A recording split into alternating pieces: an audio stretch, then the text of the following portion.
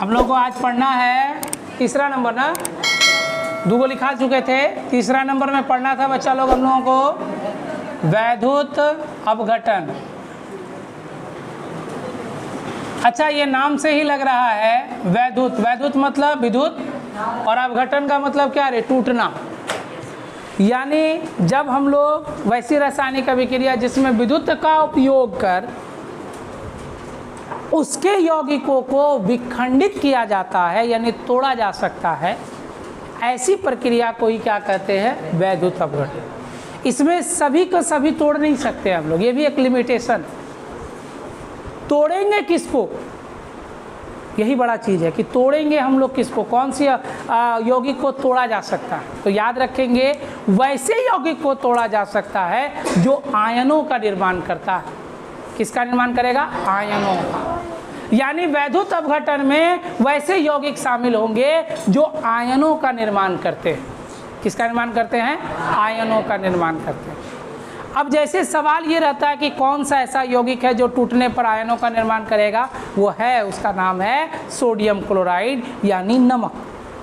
नमक का सूत्र क्या होता है बच्चा लोग, NaCl, मतलब सोडियम क्लोराइड। ठीक है, जब इस सोडियम क्लोराइड को हम लोग पानी में डाल दें और इससे विद्युत धारा प्रवाहित करें तो होगा क्या, सोडियम परमाणु अलग हो जाएगा और क्लोरीन गैस अलग हो जाएगा। ठीक है, ये दोनों अलग अलग हो जाएंगे, सोडियम आयन बन जाएगा और क्लोरीन आयन बन जाएगा। इस तरह से वैद्युत के प्रयोग से अपघटित हुआ, इसीलिए इस अभिक्रिया को वैद्युत अपघटन अभिक्रिया कहते हैं। लिखा जाएगा बच्चा लोग, वैसी रासायनिक अभिक्रिया लिखो, वैसी रासायनिक अभिक्रिया जो विद्युत की उपस्थिति में घटित होती है जिसमें एक बड़े यौगिक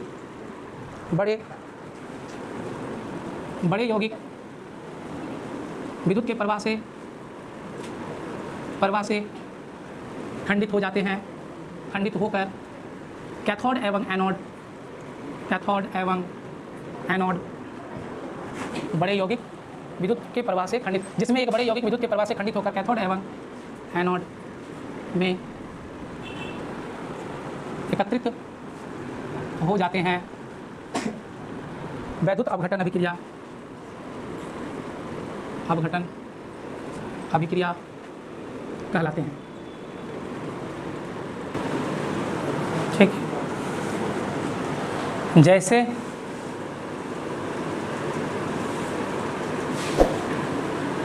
सोडियम क्लोराइड ले लेंगे, विद्युत का प्रवाह होगा 2Na+Cl2, गैस है क्लोरीन। ठीक है, इस तरह से ये हो जाएगा बच्चा लोग कैथोड पर। हाँ, कैथोड और एनोड लिखे हैं, कहाँ पे नहीं लिखे हैं, कैथोड और एनोड। अच्छा, एनोड में एकत्रित हो जाते हैं, ये हो गया कैथोड में और ये हो गया एनोड में। ठीक है, ये क्या हुआ, इसको क्या कहते हैं बच्चा लोग, साधारण नमक। ये द्रवित अवस्था में। ठीक है, एक एग्जाम्पल और ले सकते हैं एल्युमिनियम ऑक्साइड का, है ना। एल्युमिनियम ऑक्साइड लिख देंगे Al2O3, तो हो जाएगा 3O2 प्लस 3O2, 3 दूना 6, 3 दूना 6, 2Al2।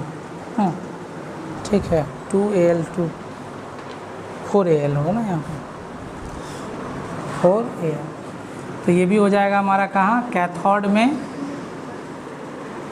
और ये हो जाएगा हमारा एनोड में। ठीक है, ये है एल्युमिनियम ऑक्साइड,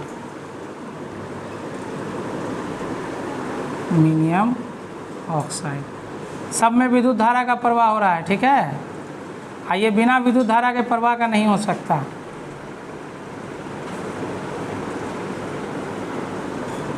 धारा, ऑक्साइड, नाम सब याद रखोगे, aluminium oxide.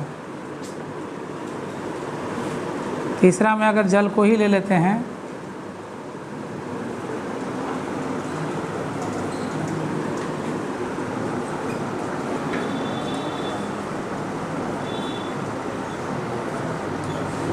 (2H2 + O2), 2H2 + O2, कितना हो गया? 2, 2, 2, ठीक। 2H2 + O2, ठीक। ये भी कहाँ हो जाएगा? कैथोड में। ये हो जाएगा एनोड। बस सवाल पूछ सकता है कि जल का वैद्युत अपघटन करने पर क्या होगा। तो जल का वैद्युत अपघटन करने पर कैथोड प्लेट पर हाइड्रोजन गैस और एनोड प्लेट पर क्या? ऑक्सीजन गैस जमा हो जाएंगे। अब बोल देगा एल्युमिनियम ऑक्साइड में क्या होगा। ये कैथोड और एनोड क्या होता है बच्चा लोग, अभी बताएंगे इसमें, ठीक है। उतारो इतना तो बात। दो बात यहाँ कैथोड और एनोड तुम्हें परेशान कर रहा होगा। चलो इस परेशानी को हम लोग दूर करते हैं। सबसे पहले हम लोग क्या करते हैं, एक मग लेते हैं, ठीक है। मग ले लिए और इसमें पानी भर देना है। हाँ, पानी भर के कहीं लेके नहीं जाना है, पहले ध्यान रखना, खाली भर देना है, ठीक है। इसमें 2 छेद कर देना, यहाँ पर और एक यहाँ पर, ठीक है। इसमें कितना छेद कर देंगे? 2 छेद। क्या देखो तेरे, इसमें कै गो छेद कर देना है? 2 छेद, ताकि पानी आराम से नीचे बह जाए। फ़ायदा क्या है, तो बना के क्या फ़ायदा हुआ? जगले जब छेदे करना था तो बेकार है ना हुआ इतना तो कुछ ना कुछ तो बात है भाई। चलो वो गप को हम लोग लेकर आते हैं। अभी देखो, अब हम लोग क्या करेंगे, इसमें पेंसिल देखा है बच्चा लोग? पेंसिल के अंदर में जो काला काला होता है उसको क्या कहते हैं? बहुत सुंदर, ग्रेफाइट। क्या वह काला काला जो ग्रेफाइट है, क्या विद्युत का चालक है कि नहीं है? विद्युत उसमें से चल सकता है। अगर उस काले वाले भाग को निकाल कर बोर्ड में लगा देगा, सर्किट में लगा देगा ना, तो झटका मार देगा। क्यों? क्योंकि उसमें करंट दौड़ती है, चल सकती है। कार्बन का वही एगो ऐसा अपरूप है जिसमें विद्युत धारा का प्रवाह हो सकता है, वो है कौन? ग्रेफाइट। कौन है? ग्रेफाइट। कार्बन का अपरूप 3 ठो। पहला गप सुनो, पहला गप है हीरा, दूसरा गप ग्रेफाइट, तीसरा गप फ्लोरीन। हाँ, 3 ठो गप है, 3 वो प्रकार है। कौन कौन बोले अभी? बोले तो हीरा जो काफी कठोर और काफी चमकीला और ज्यादा अपवर्तनांक वाला, जो हम लोगों के नसीब में नहीं, कृत्रिम है, प्राकृतिक नहीं। प्राकृतिक हीरा का एफोर्ड कोई नहीं कर पाएगा। एक प्राकृतिक हीरा जो छोटू सा है, इतू सा रहता है, उसका 5 करोड़ दाम रहता है। के खरीदेगा 5 करोड़? कहीं नहीं, बंगला खरीद लेगा, एक ठो बढ़िया सुंदर सा घर बनाएगा, एगो अंगूठी के लिए 5 करोड़ है। बहुत सारा लोग है ऐसा कि जो टॉयलेट तक में जो सीट लगाता है सोने का लगाता है। तो उन लोगों को क्या लिए हैं आप? मतलब क्या है कि उन लोगों के सामने में पैसे दौलत की कोई कमी नहीं है। ज़्यादातर ये सब सऊदी अरब में है ना, प्रिंस सब एकदम, क्या बोलते हैं बात को, एकदम बड़ा सब, क्या शेख साहब सब एकदम, क्या जन्म वही होना चाहिए था, क्या बोलते हैं बात को। कम से कम अमीर कंट्री में रहता तो अमीर सोच रहता, गरीबों की तरह तो नहीं रहता। क्या गरीब लोग, गरीब सोच नहीं ना रहता। हर दिन सोचना पड़ता है कल क्या खाएंगे। क्या अमीर रहता तो सोचना पड़ता है क्या कल क्या मेन्यू तैयार है 1 महीने का पहले से ही, आज क्या बनेगा, कल क्या बनेगा, परसों क्या बनेगा, मेन्यू तैयार। तो गरीब जगह में हो तो गरीब जगह झेलो, क्या गरीबी झेलो। समझ रहे हो बात को? चलो बच्चा लोग देखो, अफसोस होता है कि नहीं कभी कभी, बताओ। बहुत लोगों को अफसोस होता है कि गरीबी में खुश है। कुछ लोग चुप है, इसका मतलब तुम लोग गरीबी में खुश है।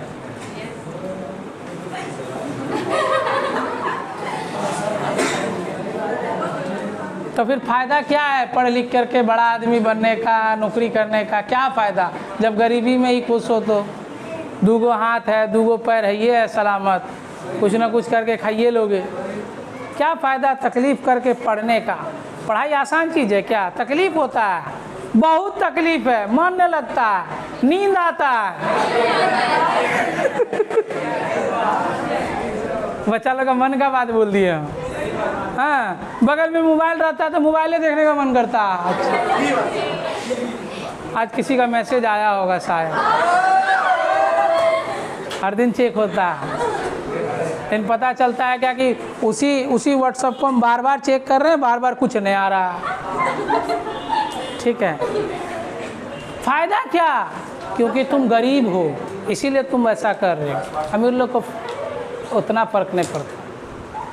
तुम जिस दिन तुम्हारा माइंड डिस्ट्रैक्ट होने लगा, समझ जाओ तुम गरीब हो, पूरा गरीब, और आने वाले सैकड़ों साल तक तुम गरीबी में रह जाओ। तो इसीलिए अपने ध्यान को हटाओ और फोकस करो। अब सबका मुंह उतर गया, पहले खूब अच्छा लगा, मुंह उतर गया, उतरेगा, उतरवा देंगे, नहीं उतरेगा। ठीक है, इसीलिए बच्चा लोग गरीब नहीं रहना है। पैदा हुए हो गरीबी में, लेकिन मरना गरीबी में नहीं है, अमीरी में मरना है। समझ गया बात? तुम लोग जल्दी बुढ़ा जाओगे, हम नहीं बुढ़ाएंगे। सही बात। हाँ, जाओ 10 साल पहले जो हमसे पढ़ा उससे जाके पूछो रविंद्र सर कैसा पढ़ाते थे, कैसे थे, ऐसे ही थे, कोई परिवर्तन नहीं आता मेरे। काहे कि बहुत बच्चा लोग होता है दिमाग भूखा भूखा के खा लेता है।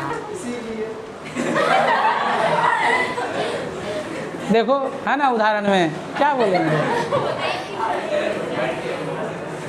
चलिए आइए हमारे टॉपिक पर आते हैं बच्चा लोग, हो गया बहुत हंसी मजाक। देखिए तो ये जो रॉड है इसको कहा जाता है ग्रेफाइट की रॉड, और इसी ग्रेफाइट को कहा जाता है इलेक्ट्रोड। और इसी इलेक्ट्रोड का नाम रख दिया गया जब इसे बैटरी से जोड़ दिया गया। दोनों तरफ ले लो, दोनों तरफ ले लिए। जब इसको हम लोग जब तक बैटरी से नहीं जोड़े थे तब तक ये रहा था ग्रेफाइट, लेकिन जैसे ही हम लोग इन दोनों को बैटरी से जोड़ दिए, एगो को प्लस से और एगो को माइनस से, तो अब ये बन गया इलेक्ट्रोड और कहलाया कैथोड और कहलाया एनोड। क्या कहला रे? कैथोड और एनोड। इसको क्या किया गया? शीशे से इस तरह से बंद कर दिया गया, ऐसे परखनली लिया। और आज शायद कुछ प्रैक्टिकल भी कराने वाले थे, भूल गए। रोज मन नहीं करता है कुछ करने, हिलने तक का मन नहीं करता है। क्या हो, वो तो एनर्जी है, कहाँ से हम ला देते हैं, अलग बात है। चलिए बच्चा लोग यहाँ ध्यान दीजिएगा। तो ये परखनली इस तरह का परखनली है, और इस परखनली को अच्छे से बंद किया गया है। और क्या किया गया? और तुम लोग एक चीज़ जानते हो बच्चा लोग कि जब तुम किसी परखनली को या किसी पाइप को ऐसे करके अगर ऊपर बंद है ऐसे डुबाओगे ना, तो उसके अंदर हवा फंस जाता है, नहीं फंसता है, पानी उसके अंदर नहीं घुस पाता। जितना हवा उसके अंदर है वो हवा अंदर ही रह रहता है ना। तो वही इसी तरह से जो है इसके अंदर में हवा फंस गया, घुसा इसको रख दिए तो हवा फंस गया ना। तो यहाँ पर जो है दोनों भाग पर हाइड्रोजन और ऑक्सीजन आकर जमने लगा। यहाँ पर बनने लगा हाइड्रोजन गैस और यहाँ बनने लगा ऑक्सीजन गैस।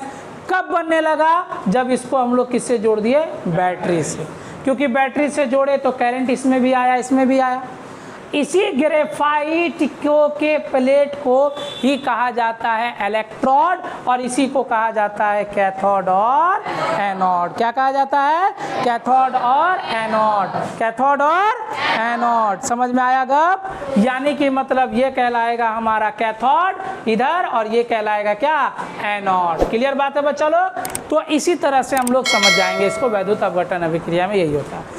वैद्युत अपघटन अभिक्रिया में दो बातें, जैसे तुमसे बोला जाएगा कि सोडियम क्लोराइड का वैद्युत अपघटन करने पर क्या होता है, तो क्या बोलेंगे, बोलो तो सोडियम क्लोराइड का वैद्युत अपघटन करने पर या सोडियम परमाणु कैथोड प्लेट में और क्लोरीन गैस किसमें, एनोड में, एनोड प्लेट में आकर जमा हो जाते हैं। बस बात खत्म। एल्युमिनियम ऑक्साइड का वैद्युत अपघटन करने पर क्या होता है, तो एल्युमिनियम ऑक्साइड का वैद्युत अपघटन करने पर कैथोड में एल्युमिनियम और एनोड में ऑक्सीजन आ जाते हैं। काम खत्म। फिर अगला है बच्चा लोग क्या, यहाँ पर हमारा जल। जल का क्या होगा, जल का वैद्युत अपघटन करने पर हाइड्रोजन गैस कैथोड में और एनोड में क्या आ गया, बोलो तो ऑक्सीजन। बस यही सब प्रक्रिया है। याद रखना कि वैद्युत अपघटन, नाम से ही दे दिया आंसर उसका, कि विद्युत के प्रवाह से घटित होने वाला है ना अभिक्रिया, उसी को देखो वैसी रासायनिक अभिक्रिया जो विद्युत की उपस्थिति में क्या होती है, घटित होती है। विद्युत लगेगा तभी होगा, तब इसी को कहते हैं वैद्युत अपघटन। क्लियर बात है, खत्म हो गई बात। चलिए अगला टॉपिक आते हैं हम। अगला क्या है, हाँ इसमें लिख लो, एगो लिखो तो नोट करो तो, एरो का चिन्ह देकर लिखो, नीचे नीचे लिखो, एरो का चिन्ह देकर लिखो। लिखो वैद्युत अपघटन का उपयोग, वैद्युत अपघटन का उपयोग ऑक्साइड या क्लोराइड, ऑक्साइड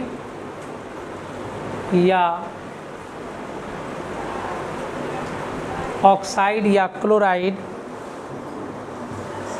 से धातु के निष्कर्षण में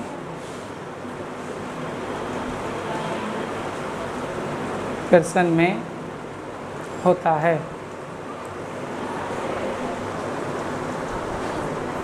हाँ, ऑक्साइड कौन ठो बच्चा लोग, यही ऑक्साइड ओ वाला। क्लोराइड कौन ठो बच्चा लोग, ये Cl वाला है ना। ऑक्साइड और क्लोराइड वाला जो होता है, धातु का निष्कर्षण मतलब धातु निकालने के लिए। जैसे इसमें से क्या निकाले, बोलो तो कौन सा धातु निकाले, इसमें कौन धातु निकाले, सोडियम। कौन धातु निकाले, और इसमें देखो कौन धातु निकाले, एल्युमिनियम। तो हुआ ना, धातु का निष्कर्षण हुआ ना। अगर बोलेंगे क्या कि सोडियम धातु का निष्कर्षण किससे करेंगे, बोलो तो साधारण नमक से। अब बताओ एल्युमिनियम का निष्कर्षण किससे करेंगे, बोलो तो एल्युमिनियम ऑक्साइड। इसी को कहा जाता है बॉक्साइट। क्या कहा जाता है, ठीक। चलिए अब हेडिंग दिया जाए, लिखा जाए एकल विस्थापन अभिक्रिया। लिख दिया ना उधर, लिख दिया हम यहाँ पर एकल विस्थापन अभिक्रिया। कितना नंबर बच्चा लो,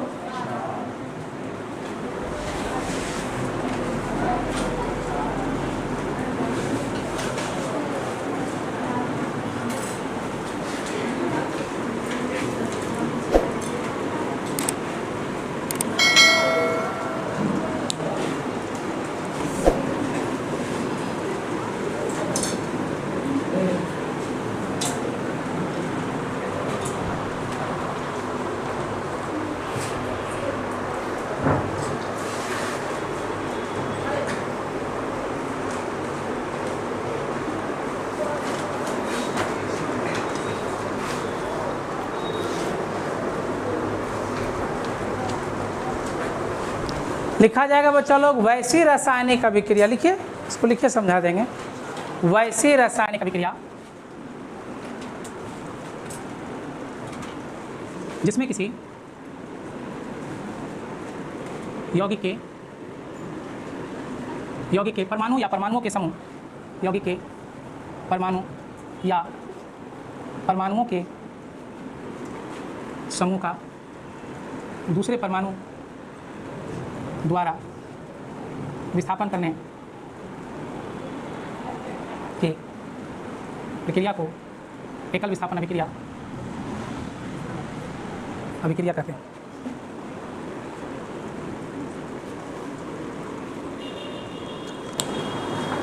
इसमें उदाहरण लिखेंगे।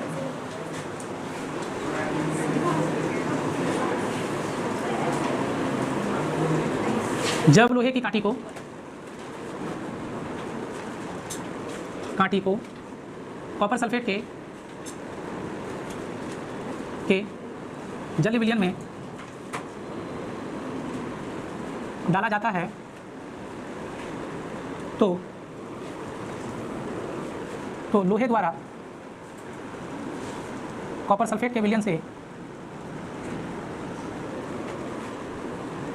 कॉपर को विस्थापित कर देता है, स्थापित कर आयरन सल्फेट का निर्माण करता है, जिसके कारण विलयन का नीला रंग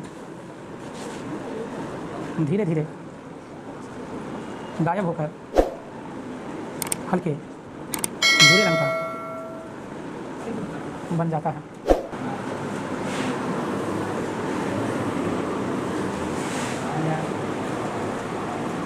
देखो, लोहा का कांटी का सूत्र Fe, कॉपर सल्फेट का CuSO4, ये बन जाएगा FeSO4 और Cu। ये क्या था? लोहा। ये क्या था? Copper sulphate. कैसे रंग का था? नीले रंग का था।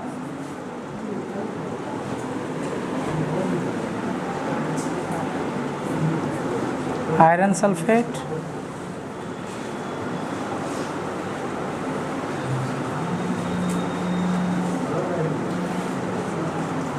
भूरे रंग का हो गया। ठीक है, चलो उतारो इसको। जैसे हमने लिखा है यहाँ पे लोहा, है ना। देखो इसको कैसे समझना है। एकल विस्थापन बहुत ही आसान है, एक ओ का विस्थापन करना। यानी यहाँ देखो, ये क्या है बोलो तो? लोहा। ये क्या है? Copper sulphate. तो यहाँ देखो, लोहा जब कॉपर सल्फेट के विलयन में डालेंगे ना, लोहा का कांटी कॉपर सल्फेट का विलयन ये पानी की तरह होता है, विलयन में डालेंगे ना, तो ये नीले रंग का विलयन है। कैसा रंग का है? नीले रंग का। तो क्या होगा? लोहे के परत के ऊपर देखो, ये मान लो लोहा का कांटी बना दे हम लोग, ये लोहा का कांटी हो गया, ठीक है। और इसी को हम लोग क्या कर दिए? एक विलयन में इस तरह से इसको डाल दिए। किसका विलयन है बोलो तो?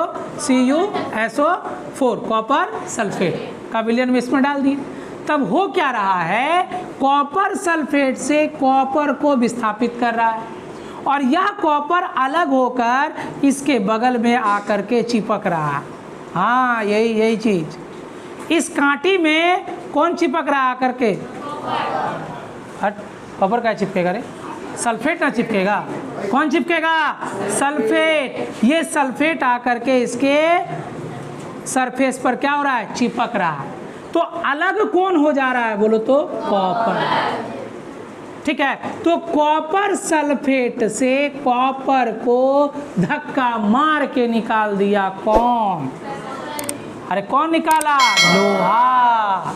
लोहा कॉपर सल्फेट में घुसा तो धक्का मार के निकाल दिया। किसको? कॉपर को। सल्फेट को अपने पास बुला लिया। कॉपर बेचारा तड़पता रह गया और उसी का भाग यहाँ जमा रहा। ठीक है, तो यहाँ होगा क्या? तो जो विलयन का रंग नीले रंग का था वो अब धीरे धीरे हरे रंग का हो जाएगा, और लोहे का कांटी जिस भी रंग का था वो अब हल्के भूरे रंग का हो जाएगा, जैसा कि हमने यहाँ लिख दिया। तो यह अभिक्रिया जिसमें सिर्फ एगो परमाणु को हटाया, किसी एक परमाणु द्वारा किसी यौगिक के एक परमाणु का या परमाणुओं के समूह का विस्थापन या अलग करना, उसी को कहेंगे क्या? एकल विस्थापन अभिक्रिया। क्लियर बात है? समझ में आया? यानी कॉपर को हटाया। कौन घुसा बोलो? अरे बोलो, कौन घुसा? लोहा। कौन घुसा? लोहा। किसको हटाया? कॉपर को। किससे हटाया? सल्फेट से। किससे हटाया? सल्फेट से। तो क्या बना? Iron sulphate. किस रंग का? भूरे रंग का। हाँ, और कॉपर तो कॉपर रहा ही, कॉपर अलग हो गया। इसी तरह से बच्चा लोग, अगर हम लोग बात करते हैं कि अगर कॉपर को, बोलो किसको? कॉपर को ले लिए। हाँ, इससे ये पता चला कौन घुसा अंदर? लोहा। तो ताकतवर कौन? रे सही से बैठना रे। तो ताकतवर कौन? लोहा। कौन? लोहा। तो बताओ लोहा अधिक शक्तिशाली या कॉपर? लोहा। नहीं हुआ, यहाँ से कॉपर सल्फेट से किसको भगा दिया? ये कमजोर था तब ना हट गया, दब गया, कुछ नहीं बोल पाया उसको। अगर ये ताकतवर रहता बोलता ना उसको, है हम क्या हटेंगे यहाँ से, तो ये कमजोर हो गया ना। तो कौन शक्तिशाली हो गया? लोहा। लिखो नीचे में, इससे यह पता चलता है कि, लिखो नीचे लिखो, इससे यह पता चलता है कि, इससे यह पता चलता है कि, पता चलता है कि लोहा कॉपर की अपेक्षा, लोहा कॉपर की अपेक्षा अधिक शक्तिशाली है।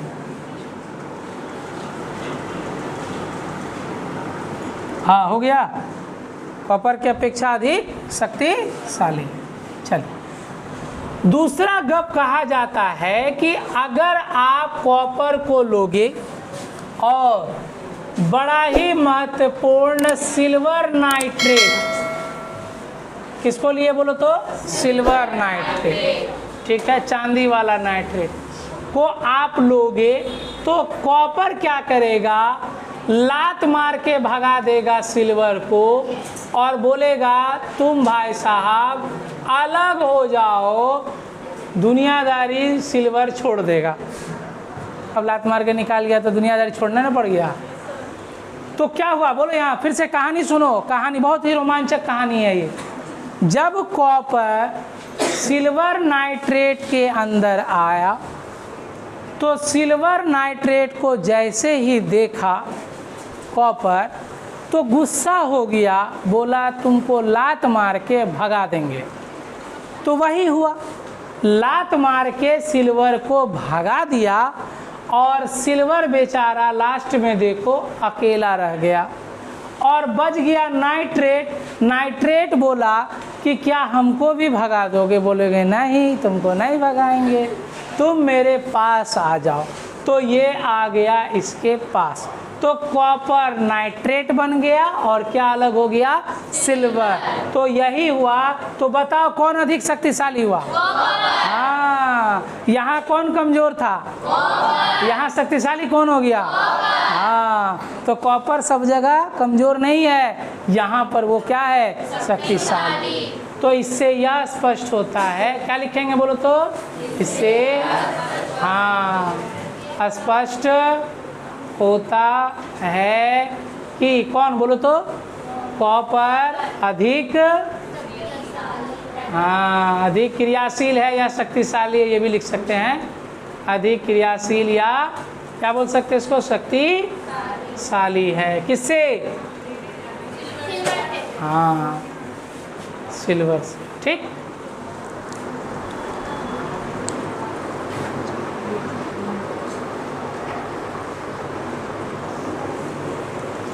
ये सब सवाल पूछता है बच्चा लोग। क्या होता है जब कॉपर के टुकड़े को सिल्वर नाइट्रेट में डाला जाता है? क्या होता है? तब यही बोलेंगे कॉपर नाइट्रेट और सिल्वर का निर्माण होता है। और ऐसी अभिक्रिया क्या कहलाती है? एकल विस्थापन अभिक्रिया कहलाती। समझ लूँ कि ना? बोलना रे। हाँ वाह, बहुत अच्छा। ये सब सवाल पूछता है और पूछेंगे हम, ये बात दिमाग में रखना। पूछ देंगे क्या होता है जब कॉपर को सिल्वर नाइट्रेट के विलयन में डाला जाता है, तब आपको पूरा आंसर देना होगा। कैसे आंसर लिखेंगे बोलिए तो? जब कॉपर के तार को, तार होगा ये, सिल्वर नाइट्रेट के विलयन में डाला जाता है तो सिल्वर नाइट्रेट के विलयन से सिल्वर को विस्थापित कर देता है, जिससे कॉपर नाइट्रेट का निर्माण होता है, जो एक एकल विस्थापन अभिक्रिया है। क्लियर बात है? इससे यह स्पष्ट होता है कि कॉपर सिल्वर से अधिक क्रियाशील है। बस यही सब गप लिखना, लिख लेगा ना? ध्यान रखना। तीसरा गप एगो और बोलता है। अब आ गया ये सब फेमस है इसलिए पूछता है एग्जाम में, इसलिए जिंक, बोलो क्या, जिंक। अब जिंक को कॉपर सल्फेट में डाला, तो अब बताओ किसको मार के हटाएगा, बोलो बोलो, कॉपर को, कौन, जिंक, जस्ता। इसको जिंक कहेंगे या फिर इसी को क्या कहते हैं दूसरा भाषा में का बच्चा लोग, जस्ता, ठीक है। और ये हमारा क्या है, कॉपर सल्फेट, तो ये क्या बन गया, ZnSO4 प्लस Cu, खत्म बात। तो इससे यह स्पष्ट होता है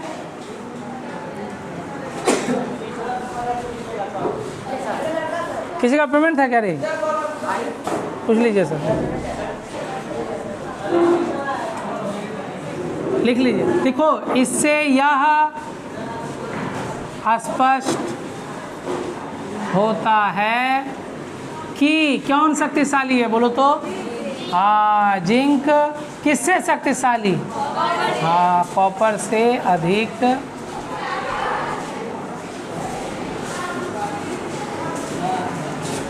ठीक।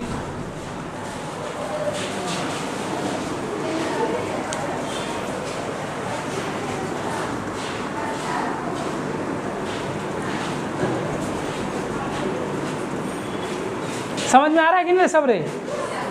ये सब क्वेश्चन पूछता है एग्जाम में, बहुत पूछता है शॉर्ट में, क्या होता है जब, दिमाग ही ठंडा जाता है वहाँ पर, क्या पूछ दिया इसको, क्या होता है जब, तो वहाँ देख के बता देना क्या होता है जब। 3 ठो याद रखना, इसको, उसको और उसको।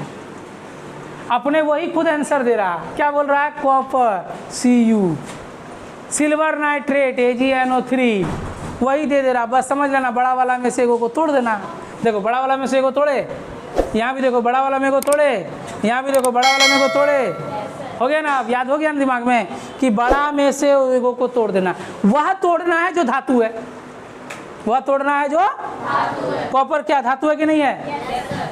यहाँ भी देखो सिल्वर धातु है ना, यहाँ देखो तो कॉपर धातु है ना, बस खत्म बात।